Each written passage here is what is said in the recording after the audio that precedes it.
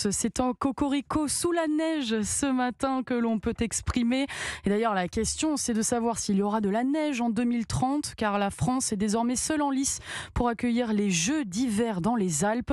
La France qui a surpassé les candidatures de la Suède et de la Suisse, en grande partie grâce à ses infrastructures déjà existantes et donc moins polluantes, Antoine Bienvaux. Oui, et notamment les pistes de Courchevel et Méribel, elles ont reçu les championnats du monde de ski alpin l'an dernier et font partie des plus prestigieuses au monde. Les épreuves de luge, de skeleton et de bobsleigh devraient se dérouler sur la piste de La Plagne, construite pour les Jeux Olympiques de 92 à Albertville.